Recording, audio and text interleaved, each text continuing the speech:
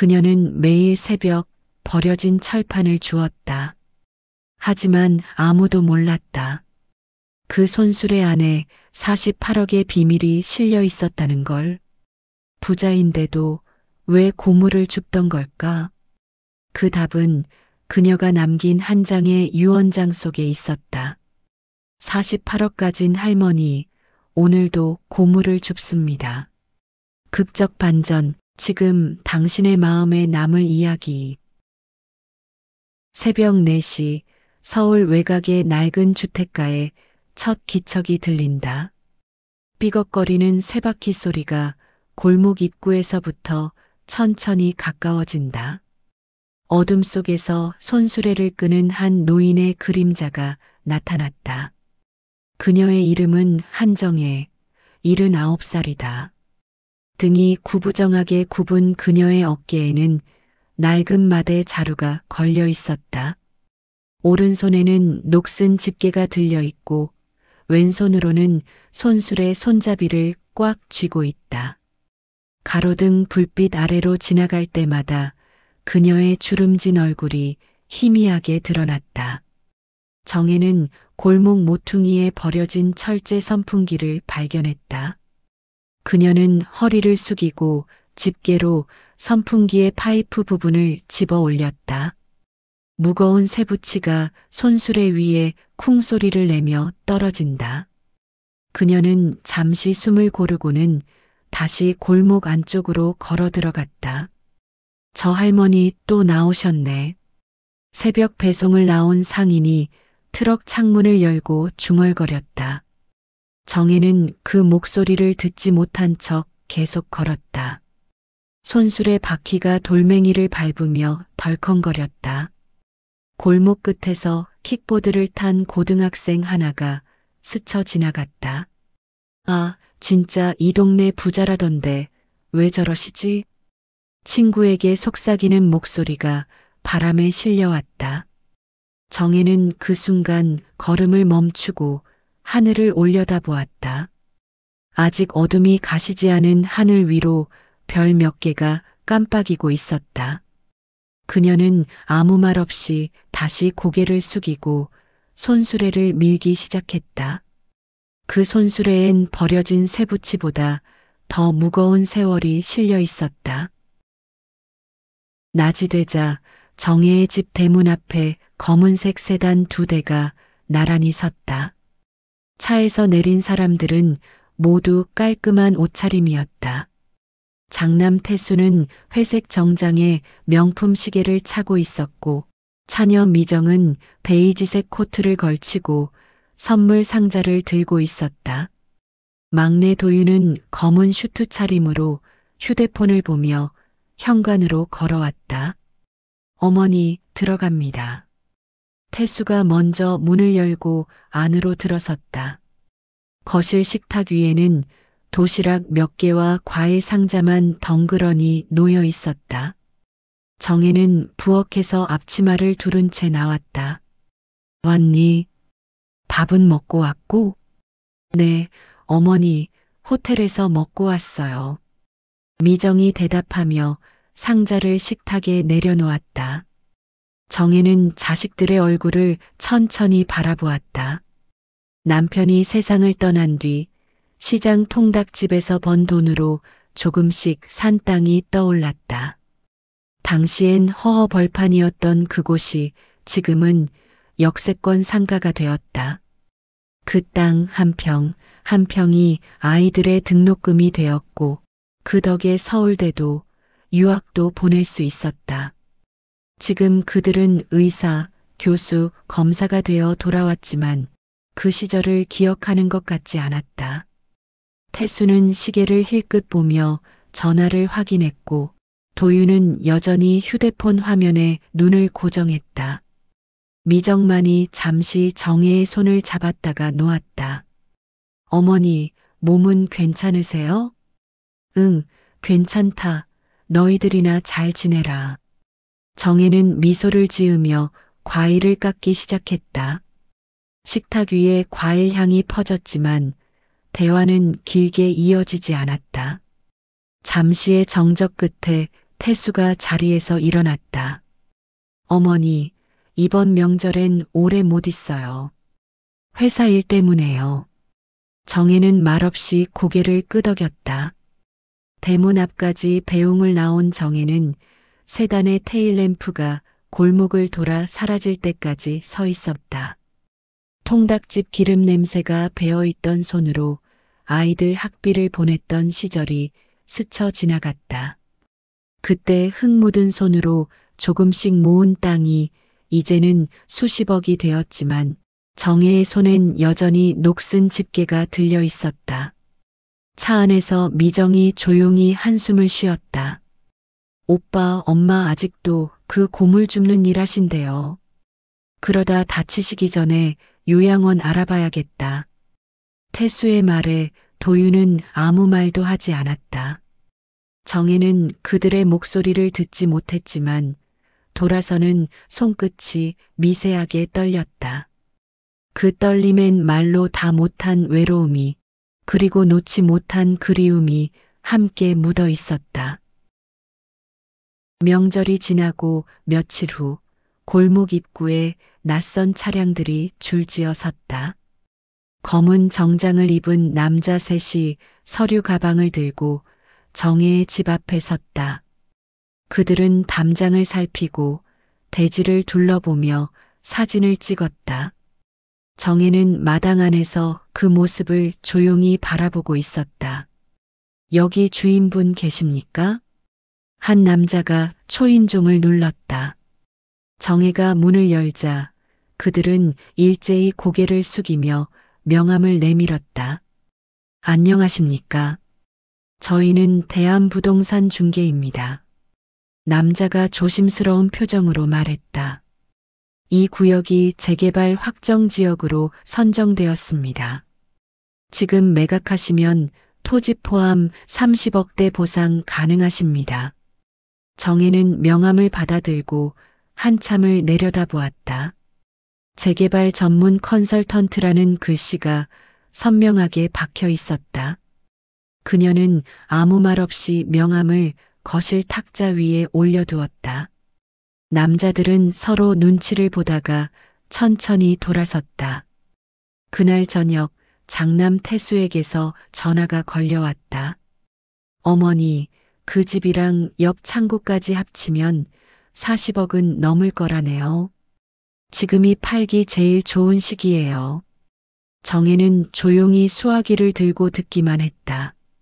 그녀의 시선은 창문 너머 대문 앞을 향하고 있었다. 전화기 너머로 태수의 말이 계속 이어졌지만 정혜는 끝내 아무 대답도 하지 않았다. 다음 날 아침 미정에게서 이메일이 도착했다. 제목은 매매 계약서 초안.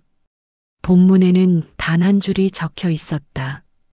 엄마, 이건 현명한 선택이에요. 정혜는 컴퓨터 화면을 끄고 자리에서 일어났다. 낡은 자루를 메고 대문을 열자 골목의 공기가 차갑게 스며들었다. 어디선가 철 냄새가 풍겨왔다. 현명한 선택이라. 그녀는 낮게 중얼거렸다. 철 냄새가 코끝에 스며들자 오래된 기억이 떠올랐다. 손수레를 끌며 천천히 골목을 걸어 들어갔다. 그녀의 손끝이 약간 떨리고 있었지만 발걸음은 멈추지 않았다. 그날 밤 재개발 지역 곳곳에 붉은 스프레이 표시가 찍혔다. 정혜의 대문에도 큼지막한 붉은 X가 그려져 있었다. 그녀는 대문 앞에 서서 한참을 바라보다 낮은 목소리로 중얼거렸다. 이 집 아직 사람이 살고 있는데. 달빛이 붉은 표시 위로 번졌다. 그 아래 정혜의 그림자가 길게 늘어졌다. 손수레가 대문 옆에 조용히 기대어 있었다. 그녀는 손수레 손잡이를 한번 쓸어내리고 천천히 집 안으로 들어갔다. 밤새 비가 내렸다. 지붕 위를 두드리는 빗소리가 고요한 집 안을 파고들었다. 정혜는 뒤척이다가 결국 잠에서 깼다. 벽시계 초침이 새벽 3시를 가리키고 있었다. 그녀는 천천히 몸을 일으켰다. 창문 너머로 희미한 붉은 X 표식이 빗속에서 번지고 있었다. 빗물이 대문을 타고 흘러내리며 붉은색이 마치 피처럼 번져갔다. 정혜는 그 모습을 한참 바라보다 중얼거렸다. 이 비에 다 녹아버리겠네. 그녀는 낡은 우비를 꺼내 입었다. 습관처럼 마대 자루와 집게를 챙겼다. 대문을 열자 차가운 공기가 얼굴을 스쳤다. 골목길은 이미 흙탕물로 뒤덮여 있었다. 손술의 바퀴가 물을 가르며 철벅거리는 소리를 냈다. 정혜는 우비 모자를 눌러쓰고 천천히 발걸음을 옮겼다. 운동화가 진흙 속으로 푹푹 빠졌다. 빗줄기가 점점 더 거세졌다. 멀리 가로등 아래 쓰러진 철제 선반이 눈에 들어왔다. 그녀는 우비 소매를 걷어 올리고 손을 뻗었다. 차가운 쇠붙이가 손끝에 닿는 순간 바닥이 미끄러지며 몸이 앞으로 쏠렸다. 철제 파이프가 손수레 위로 떨어지며 쿵 소리를 냈다. 손수레가 한쪽으로 기울었다. 정혜는 균형을 잃고 고물더미 위로 넘어졌다. 철판이 바닥에 부딪히며 요란한 금속음이 골목을 울렸다. 빗속에서 그녀의 작은 신음소리가 새어나왔다. 할머니, 괜찮으세요? 비닐 우비를 입은 배달 오토바이가 급히 멈춰섰다. 젊은 배달원이 달려와 정혜를 일으켰다. 그녀의 얼굴은 흙과 빗물로 뒤섞여 있었다. 괜찮아요. 정혜는 그렇게 말했지만 손목이 이상한 각도로 꺾여 있었다. 배달원이 당황해 휴대폰을 꺼내 119를 눌렀다. 멀리서 사이렌 소리가 점점 가까워졌다. 정혜는 들것에 실리며 하늘을 바라봤다. 회색빛 하늘은 여전히 비를 쏟아내고 있었다. 그녀의 시야 끝에 붉은 X가 찍힌 대문이 희미하게 보였다. 그 앞에 손수레는 빗물 속에서 천천히 쓰러지고 있었다. 빗소리만 남은 골목 위로 정혜의 눈이 천천히 감겼다. 흰 형광등 아래 병실은 숨소리 하나 없이 고요했다. 산소 측정기 기계음이 일정한 간격으로 울렸다. 정혜는 침대에 누운 채 천천히 눈을 떴다. 팔에는 하얀 깁스가 단단히 감겨 있었다. 창문 너머로 희미한 빗줄기가 여전히 내리고 있었다. 그녀는 천장을 바라보다가 천천히 고개를 돌렸다. 탁자 위에 놓인 과일 바구니와 병문안 카드가 눈에 들어왔다. 쾌유를 빕니다. 자식들의 이름은 없었다. 병실 문이 열리며 구두 소리가 가까워졌다. 태수와 미정, 그리고 도윤이 조심스럽게 들어왔다. 그들의 옷차림은 깔끔했고 손엔 작은 선물 봉투가 들려 있었다. 어머니, 태수가 낮은 목소리로 불렀다. 정혜는 천천히 눈길을 그쪽으로 돌렸다. 깁스한 팔이 침대 난간에 걸려 있었다. 미정이 과일 바구니를 탁자 위에 다시 올려놓았다. 어머니, 왜 그렇게 무리하세요? 나이도 있으신데. 그녀의 목소리엔 걱정보다는 답답함이 묻어 있었다. 태수는 의자를 끌어당기며 말했다. 이제 그만 집 정리하시고 요양원 알아봐야 할 것 같아요. 혼자 계시다 또 넘어지시면 어쩌시려고요. 정혜는 대답하지 않았다. 그녀의 시선은 창밖 회색 하늘을 향하고 있었다. 지나가는 구급차 사이렌이 창문 너머로 멀어져 갔다. 어머니, 듣고 계세요? 미정이 목소리를 높였다. 정혜는 천천히 입술을 열었다. 응, 듣고 있다. 그녀의 목소리는 낮고 마치 멀리서 울려오는 듯했다. 태수는 자리에서 일어났다. 이러다 돌아가시면 재산 정리는 어떻게 하시려고 그래요? 그 말이 병실 안을 냉랭하게 가르며 퍼졌다. 잠시 정적이 흘렀다. 도윤이 조심스럽게 입을 열었다. 형, 지금 그 얘기를 여기서 해야 해? 현실적인 얘기잖아. 어차피 누군가 정리해야 하니까. 정혜는 그들의 대화를 들으며 미세하게 눈을 감았다. 손끝이 깁스 위에서 천천히 움직였다. 그녀의 눈가에 깊은 주름이 생겼다. 오빠 밖에서 얘기해요. 미정이 한숨을 쉬며 태수의 팔을 잡았다. 두 사람은 문을 열고 나갔다. 문이 닫히는 소리가 병실 안에 울렸다. 복도에는 사람들의 발소리가 섞여 있었다. 정혜는 천천히 눈을 떴다. 창밖엔 여전히 비가 내리고 있었다. 탁자 위엔 볼펜 한 자루와 작은 메모지가 있었다. 그녀는 깁스친 팔로 손을 뻗었다. 손끝이 펜을 겨우 잡았다. 흰 메모지 위에 떨리는 글씨가 하나둘 새겨졌다. 나는 거기서 펜이 멈췄다. 정혜는 천천히 숨을 내쉬었다. 그녀의 눈가에 맺힌 물방울이 천천히 흘러내렸다. 창문 밖의 빗소리가 마치 누군가의 울음처럼 들려왔다. 며칠 후 흐린 아침이 찾아왔다. 병원 복도를 따라 정혜의 발소리가 조용히 이어졌다. 깁스한 팔을 품에 안고 천천히 걸음을 옮겼다. 간호사가 휠체어를 가져왔지만 그녀는 고개를 저었다. 걸을 수 있어요. 퇴원 수속을 마친 정혜는 병원 앞 벤치에 잠시 앉았다. 비에 젖은 나뭇잎이 발끝에 붙었다 떨어졌다. 그녀는 그 잎을 조용히 내려다보다 작은 미소를 지었다. 입술이 천천히 움직였다. 이제 정말 끝이구나. 택시가 병원 앞에 멈췄다.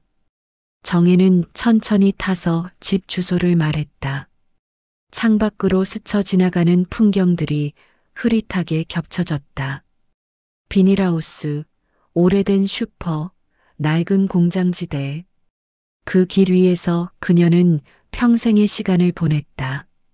택시는 오래된 주택가 앞에 멈췄다. 정혜는 천천히 내려 골목으로 걸어 들어갔다.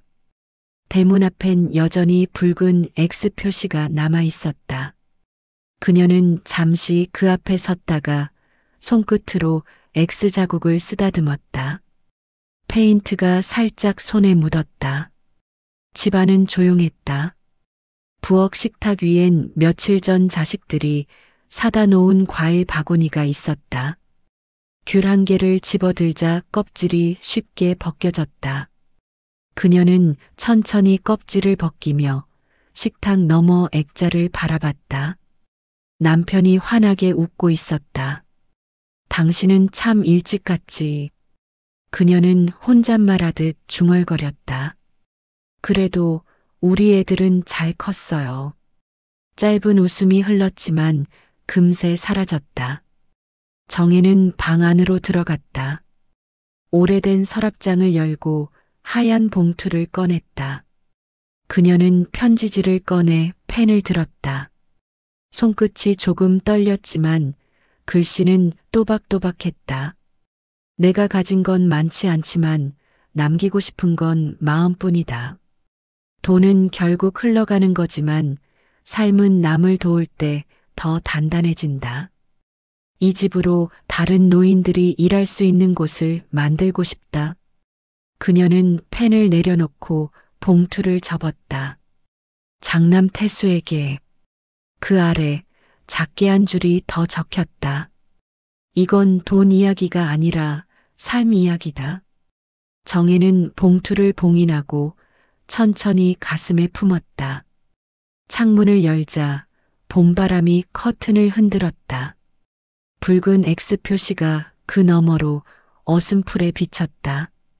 그녀는 잠시 그 빛을 바라보다 눈을 감았다.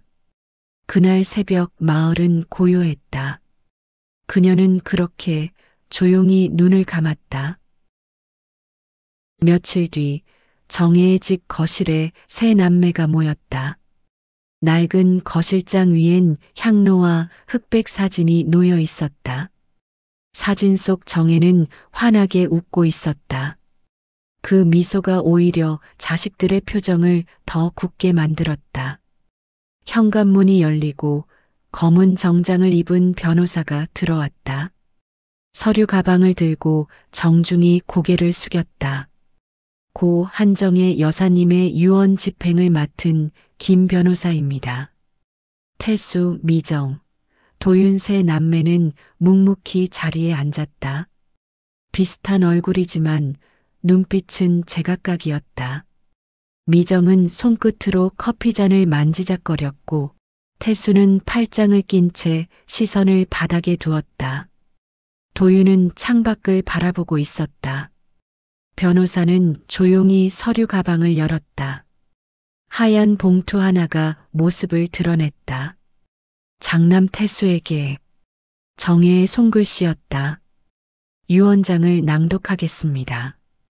변호사는 안경을 고쳐 쓰고 천천히 편지를 펼쳤다.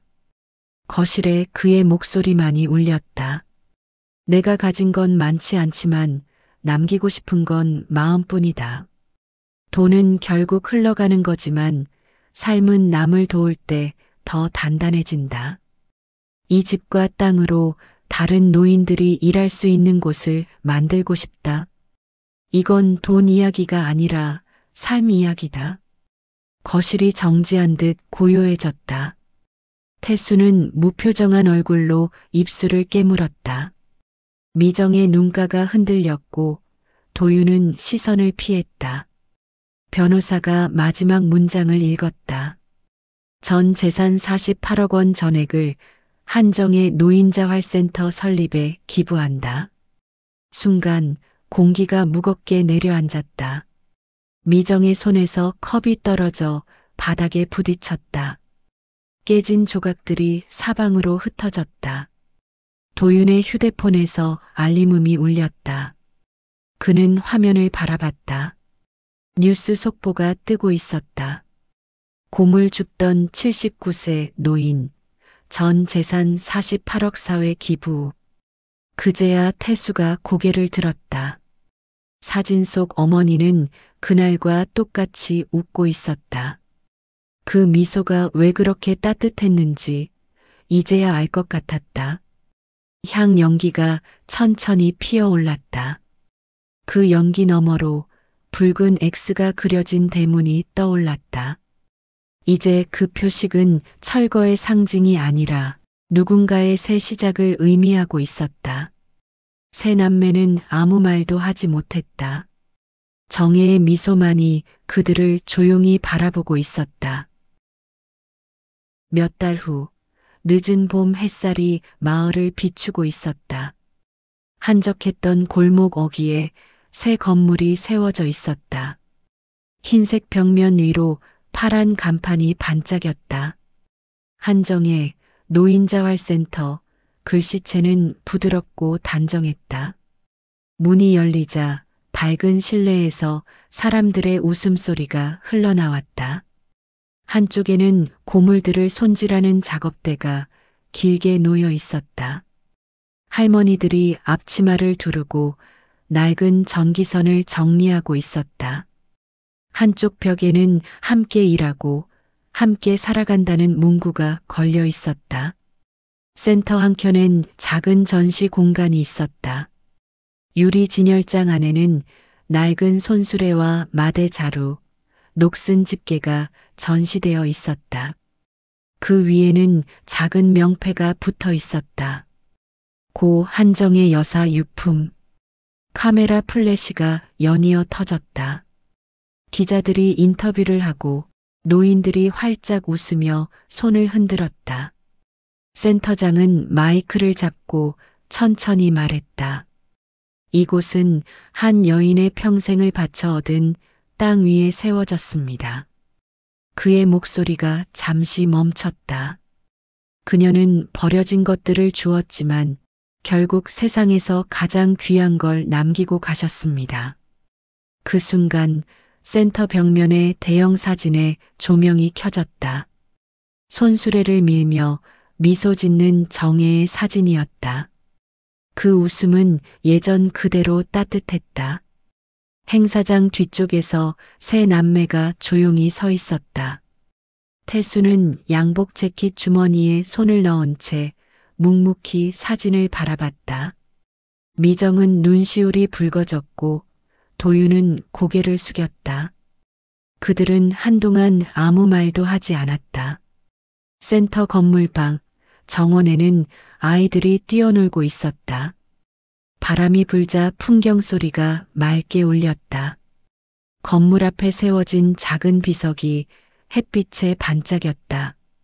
돈은 흘러가지만 마음은 남는다. 고 한정의 여사. 카메라가 천천히 하늘을 비췄다. 푸른 하늘 아래 바람결에 나부끼는 간판이 보였다. 한정의 노인자활센터. 그 아래에서 누군가 손수레 바퀴를 밀며 걸어가고 있었다. 그 바퀴가 돌 때마다 햇살이 반짝였다. 삐걱거리는 소리가 골목을 따라 멀어져 갔다. 그녀는 평생 버려진 것들을 주었다. 그게 돈이든 시간이든 마음이든. 그리고 마지막엔 세상을 주었다. 한정의 노인자활센터. 오늘도 누군가의 삶을 다시 굴리고 있습니다. 이 이야기가 마음에 닿았다면 좋아요와 구독으로 다음 반전을 함께 해주세요. 극적 반전, 오늘도 당신의 마음에 남는 이야기.